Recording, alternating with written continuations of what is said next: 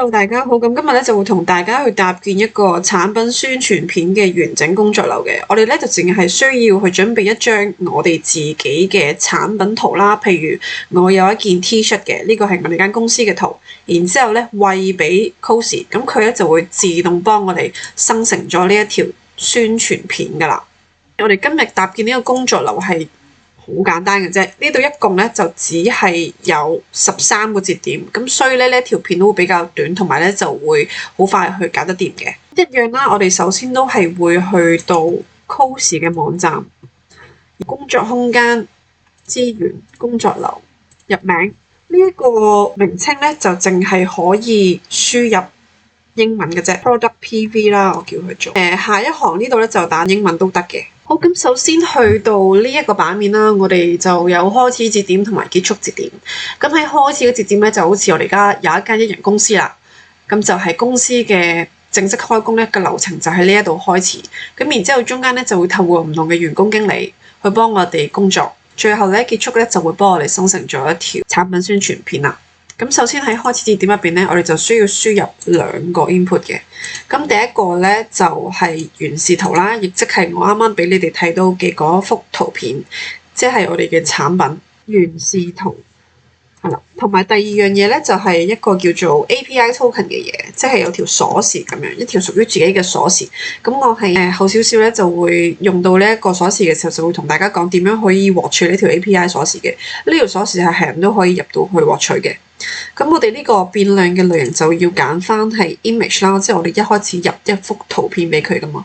咁然之後咧呢一個就係一個數字係 OK 嘅，字符串。咁兩個都要揀必填。咁好啦，首先去到第一個節點咧，我哋會加入到嘅咧係輸出入去咧，我哋就要加翻呢一個節點咧係我哋嘅原視圖。輸出嘅內容我哋要打翻呢一個 output。係啦，記得一定要藍色字嘅。咁你哋咧就可以當呢一個嘅節點係做啲咩咧？佢就係攞咗嗰張相出嚟先。咁呢一步咧就好似將一個原材料就放喺一個生產線上面，咁就俾大家清楚知道我哋嘅起點係啲咩啦。咁然之後咧，我哋會去到第二個步驟，就係勾圖啦。呢個勾圖咧嘅作用就係佢會負責幫我哋嘅商品去咗個背景佢，咁剩低一啲乾淨嘅就係我哋嘅 product 啦。咁就會將我哋嘅 product 咧攞去俾後面嘅員工繼續去做嘢啦。喺勾圖入邊咧，我哋呢度選擇翻開始節點入邊嘅原視圖，然之後咧就按翻原圖嘅尺寸、透明背景。好，咁之後咧，我哋就再加多一個輸出呢個意思咧，就即係將啱啱勾出嚟嘅圖片咧輸出翻出嚟。呢一個結果咧就要展示俾大家睇嘅，咁就好似一個質檢員咁就確認產品已經係處理好啦，就可以進入下一個環節。呢度揀翻上一個 step 嘅 output data， 選擇流式輸出。咁個輸出內容咧都係一樣啦。我哋喺呢度填翻。好，咁而家我哋已經攞咗個產品圖出嚟啦，我哋嘅 T-shirt 啦已經 out 圖結果已經得到出嚟啦。咁之後我哋就會去加入一個大模型嘅。呢一個大模型咧就係我哋嘅2號員工啦。我哋可以幫佢先改個名先。咁佢嘅作用咧就係幫我哋去生成一個提示詞啦。咁我哋可以諗下呢條片佢最主要嘅係有啲咩提示詞啊？第一咧就係圖片提示詞，第二咧就係模特兒嘅提示詞啦。我哋睇到條片嘅素材入邊最主要就係得我哋嘅產品同埋模特兒啦。咁所以咧我哋喺呢一個節點入邊咧就主要係針對翻生成呢兩樣嘢嘅提示詞啦。我哋喺模型呢一度咧就選擇翻豆包 1.6 嘅深度思考，然後咧輸入我幫佢改個名先幫佢，咁我哋就易啲知道我哋每一個員工係做緊啲乜嘢。咁呢一個 input 就輸入翻1號員工啱啱嘅 data 啦。咁然之後啦，個視覺理解輸入，我哋呢度加一個 image 啦，咁佢都係一樣啦，嚟自於1號員工嘅 data。咁然之後系統提示詞咧，我就已經準備咗俾大家噶啦。咁大家可以直接喺下面嘅描述欄度揾到呢一條 link 嘅呢個 file 嘅 link。咁然之後咧就可以直接入到嚟呢一度去 copy 到佢。咁我哋呢一個嘅提示詞咧，主要就係俾一個角色佢先，話俾佢知佢而家要幫我哋做啲乜嘢。咁好啦，佢而家係一個智能助手。咁我哋一輸入咗商品嘅圖片俾佢嘅時候咧，佢就可以有2個技能出現咗啦。第一個技能咧就係判斷商品穿戴部位，即係譬如我哋而家入咗一件 T 恤俾佢，咁佢自然咧就會識得判斷呢件衫係着喺上身嘅，咁個模特兒咧個上身咧就要展現翻我哋呢一件 T 恤。第二個技能咧就係生成翻一個圖片提示詞同埋模特兒嘅提示詞啦。咁然之後咧就再去俾下一個步驟去繼續利用呢啲提示詞咧去生成咗呢一條短片啦。咁然之後限制都一定要俾佢嘅。呢一個限制咧就係要着重翻我哋嘅主題係啲乜嘢啦，同埋個輸出內容有啲咩條件等等。咁我哋將佢複製咗，而家就貼上去系統提示詞呢度。用戶提示詞咧，我哋就一樣啦，填翻佢嘅輸出就係 image。咁然後輸出呢度咧，我哋要加多3樣嘢嘅部位 image prompt 模特 prompt 係啦，咁就啱啱個技能入邊講到噶啦。佢要自己識得判斷穿戴位置邊個部位啦，同埋佢個 image 同埋模特兒嘅提示詞啦。跟住咧，我哋就會嚟到下一個節點，我哋已經搞掂個提示詞啦，就要開始生成呢一幅圖畫出嚟咯。圖像生成先嘅。咁呢度咧就話咗俾你知，佢每一次消耗咗幾多個資源點啦。咁我哋而家有免費壓到30次嘅，咁佢正常就係2仙去幫你生成一張圖，係嘛？咁我哋照撳添加。咁我哋去到入邊啦，首先就第一件事幫佢改個名先，佢係我哋嘅3號員工，就負責咧將我哋嘅模特兒去整成一張圖片啦。咁佢哋就好似一個攝影師咁，佢就會跟照我哋俾佢嘅模特兒提示詞咧去生成一張 model 嘅相，就去作為我哋嘅背景素材。咁喺呢度咧，我哋就揀通用 Pro， 之後咧就生成質量拉到最高。然後輸入咧，我哋揀 output， 選擇翻上一個節點生成嘅模特兒，因為我哋而家係模特兒圖像生成啊嘛，咁自然就會攞翻上一個節點佢嘅 output 就係模特兒嘅提示詞啦。咁呢度咧就打翻 output， 輸出咧我哋揀60秒就可以了。咁之後咧，我哋下一個節點咧就係輸出啦。因為我哋上一個節點就已經幫我哋生成咗一個圖像，咁透過輸出3咧，我哋就可以睇到模特圖片生成嘅成果。咁樣咧，大家就可以先確認我呢一個 model 嘅形象係咪符合我哋想要嘅嘢，咁就去再次去進行合成噶啦。我哋呢度揀翻圖像生成嘅 data， 上一個節點嘅輸出，呢一個嘅輸出內容咧就係一個 model 嘅顯示。跟住嚟到4號員工咧係一個大模型嚟嘅。咁今次咧，我哋嘅大模型要幫我哋做啲咩咧？就係幫佢改個名先，就係幫我哋咧將圖片合成去有一個提示詞啦。佢就好似一個導演咁樣啦，就根據前面文案嘅策劃師嘅描述，就係負責規劃點樣去將呢一個商品同埋 model 去結合起嚟啦。咁所以呢一個步驟就係一個圖片合成嘅提示詞啦。我哋喺入邊就揀翻係豆包一點木嘅深度思考，輸入係 image prompt。咁就揀翻啱啱2號員工生成提示詞入邊嘅 image prompt 啦。4號員工嘅系統提示詞咧就已經準備咗俾大家，都係一樣喺下面撳條 link 就可以直接攞到個呢一個系統提示詞噶啦。咁呢度咧一樣啦，賦予角色佢就係幫我哋去點樣去將呢一張圖去 P 得更加靚。咁我哋呢一個嘅技能入邊咧就其實講得非常之仔細嘅，咁包括咧就係無論係顏色、數量、位置咧，佢都係一定要去精準調整到啦，亦都要同時保護翻相片入邊嘅其他元素，仲有引導式嘅編輯啦，就係去確保翻一致性嗰樣問題，同埋唔同嘅複雜嘅轉換等等，都係一定要係有條理清晰。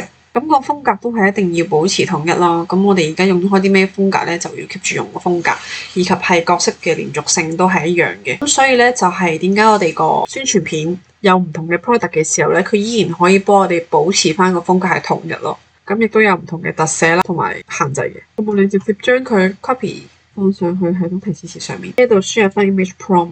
輸出格式咧，我哋呢度要揀翻係 array string 嘅。之後咧就嚟到我哋嘅5號員工啦。5號員工咧會係一個循環節點嚟嘅呢一個。咁我哋首先幫佢改個名先。5號員工生成循環相片，咁其實係咩嚟嘅咧？意思咧就係佢會好似係一個工廠嘅主管咁樣啦。咁就主要咧就係負責去安排流水線，去進行多次嘅嘗試，去生成唔同嘅版本嘅合成圖，就直至到一個個循環不斷咁樣去將我哋嘅生成咗出嚟嘅圖片咧去循環去檢測，直至揾到一張最好嘅圖片俾我哋啦。首先喺 input 入邊咧，我哋會輸入4號員工佢剛剛嘅合成提示詞嘅 output。然後咧去到入邊嘅循環體，我哋第一個會用到嘅咧就係一個提示詞優化。提示詞優化就係幫我哋將上一個步驟所生成嘅提示詞咧，去優化成系統更加睇得明嘅提示詞啦。呢一度咧就揀翻佢個 input 5號員工嘅 input， 佢將會有嘅系統提示詞啦。咁我哋呢度幫佢改翻個名。就係5號員工，佢係5號經理嚟嘅，我係幫經理打工嘅啫。咁就係將經理上一個步驟所攞到嘅提示詞咧，去幫我哋進行優化。咁後面咧個成品咧就會更加方便快捷同埋更加完整啦。我哋就已經拎到圖片係包括咗模特兒以及係產品，之後咧就開始將呢兩張相去放埋一齊啦。咁我哋就會用到一個插件嘅。咁你哋咧就喺呢個加入插件入邊呢度搜尋呢一個最新圖片模型係啦，咁我哋呢度咧係選擇翻 Multi-Image 嘅 Context Max 嘅，咁佢就可以組合兩張圖片嘅圖像模型啦。咁就係我哋啱啱所用到嘅產品以及係模特呢兩張相去合成佢，咁添加之後咧幫佢改個名叫做組合兩張圖片。API key 咧呢一樣嘢就係揀翻開始節點入邊我哋輸入嘅第一個 API key。咁 API key token 呢度我就唔詳細講啦，因為我咧就已經喺呢一個 file 入邊咧教咗大家去點樣去獲取呢一個 API key token 嘅。咁你哋就自己去睇啊，講得非常之仔細噶啦。你哋就自己去登入速推，然之後就攞到一個屬於自己嘅 API key， 咁就 OK 噶啦。之後咧就去到 input image 啦，有兩張噶嘛，包括係啲咩？就係我哋一開頭嘅圖像模特兒生成啦，同埋我哋嘅 T 恤。之後咧個指令係嚟源於邊度噶？就係上一個步驟已經優化咗嘅提示詞啦。呢個 data 好，咁合成咗兩張圖之後咧，一樣要俾我哋去檢測，所以咧都係用個輸出 output 就揀翻上一個節點嘅 image URL。輸出內容我哋呢度填翻電商圖片同埋一個連結嘅地址，我哋直接咧就可以下載呢一條 video 嘅 link 噶啦。咁就記得一定要連翻呢條線啦。咁我哋繼續 step by step 啦。我哋而家呢度咧就已經完成咗一個嘅圖像合成啦 ，model 加商品嘅合成圖片。咁跟住之後就輸出咗一條 link 俾我哋。咁我哋下一個步驟咧就係要去提取呢一條 link 啦。咁記得啦，我哋啱啱呢個 output 就已經完成咗，咁所以就揀翻最後嘅link 出嚟啦。下一個要添加到嘅節點就係大模型啦，幫佢改個名，就係拎翻第一張圖片嘅連結 input 咧。我哋呢度選擇翻係5號經理入邊嘅 output， 佢啱啱出咗嚟嘅係就係呢一個位入邊出咗嘅連結地址。我哋而家要提取翻呢一個連結嘅地址出嚟，咁咧就再輸入一個系統提示詞幫我哋做嘢。咁今次要做啲咩咧？今次要做嘅咧就係話俾模型知佢係一個數據提取助手。所以你發覺咧，你任何插件或者一啲本身可以安裝嘅插件入邊，佢做唔到嘅嘢，你或者你唔知揾啲咩插件，你其實都可以叫大模型去幫你做到咯。你只要賦予一個角色俾佢，今次我叫佢幫我拎條 link 嘅啫喎，亦都係可以叫到大模型去幫我哋完成到嘅。咁然後啦就話俾佢知可以好快咁樣去幫我哋提取呢一個數組嘅數據。咁數組嘅數據就係我哋啱啱點解要轉做 array strength 嘅原因啦，就係因為佢係成個係一個數組嚟嘅，即係呢邊咩數組就係唔同數據組成嘅組合。咁我哋平時可能淨係會出一啲數字俾我哋嘅，咁但係我哋呢個數字咧係有幾個數字組成，因為我哋有幾個 output， 包括係模特兒相片、產品圖片，咁所以咧就係點解會用一個組合形式咯，就唔係用 string 嘅形式。大家呢度明唔明？咁然後咧就將佢 copy 貼翻上去6號員工嘅系統提示詞，用戶提示詞咧就係揀 input。好啦，咁6號員工咧就已經幫我哋喺啱啱呢個循環節點萬中嘅圖片入邊咧，幫我哋揀咗一條最好嘅連結出嚟啦。咁我哋下一個步驟就開始去整條片出嚟啦，就係輪到我哋嘅7號員工，佢就會幫我哋製作一個圖像生成嘅。咁呢一度咧亦都係一樣啦，就話翻俾你哋知我哋個免費額度有幾多，每一次幾多錢同埋消耗咗幾多資源點嘅。咁你哋可以揀 Pro 同埋 List 啦，咁就係唔同嘅價錢嘅。咁我哋就用 List 都可以噶啦。我哋去到視頻生成呢一個位置咧，首先第一件事就係揀翻圖文增視頻。因為我哋啱啱係已經生成咗一個圖片嘅連結啦，咁我哋咧就唔需要去揀文字去生成視頻嘅，直接去將嗰一張圖去幫我哋變成一條片。呢度入邊咧就揀5秒啦，因為我哋條片係5秒嘅。咁如果你哋想長啲嘅就揀10秒。輸入翻係6號員工嘅 output， 6號員工值即係上一個步驟嘅 output， 然後輸入咧就加個部位俾佢，亦即係咧我哋啱啱喺2號員工入邊嘅部位。你見到我哋已經進行咗 image 同埋模特嘅系統提示詞啦，今次就嚟到部位嘅部分啦。咁系統提示詞要填啲咩呢？我就一樣準備咗俾大家，就係話俾佢知呢條片有3個不一樣嘅鏡頭切換同埋對應嘅運鏡描述。嗱，呢一個位置咧，大家就可以注意啦。咁如果你哋對於呢一條片嘅 model 或者個鏡頭切換有啲咩要求呢，就喺視頻生成呢一度嘅提示詞度開始進行你哋自己想要嘅條件。咁當然你覺得我而家呢一個嘅示範係 OK 嘅話，你就可以直接 copy 嚟用啦。咁包括咗呢3個鏡頭係啲咩呢？左往右推、切換鏡頭、特寫，然後再拉遠，圍繞住商品或者人物旋轉。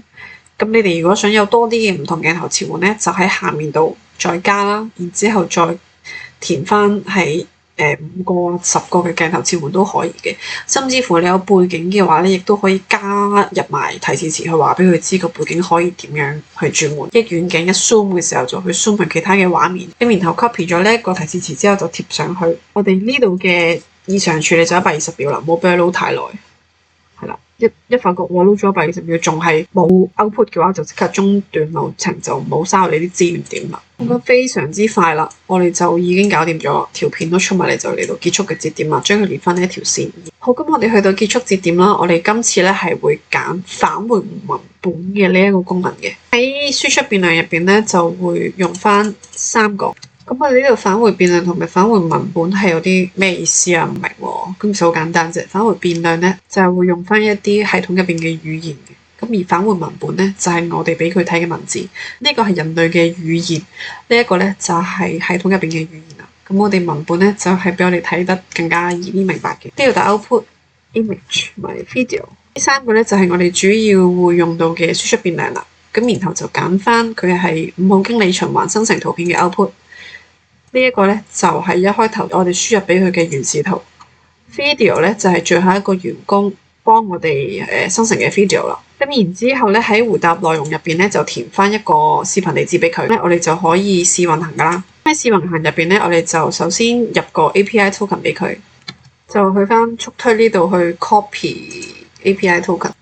貼翻上去，咧就入翻一個文件俾佢，係啦，我哋嘅相之後就可以咁試運行，咁佢就可以去 run 噶啦。咁我呢度仲有成200幾個工作流嘅，如果大家想睇我做邊一個工作流嘅話咧，就記得留言話我知啦。今日嘅教學咧就嚟到呢一度啦，我哋而家咧就學識咗點樣去幫我哋自己間公司去搭建一個工作流，而我哋咧就只係需要 send 一張產品圖俾 Cozy， 佢就會自動幫我哋生成咗一段產品宣傳片啦。呢度祝大家創作成功，我唔記得開翻個欄鐘啦。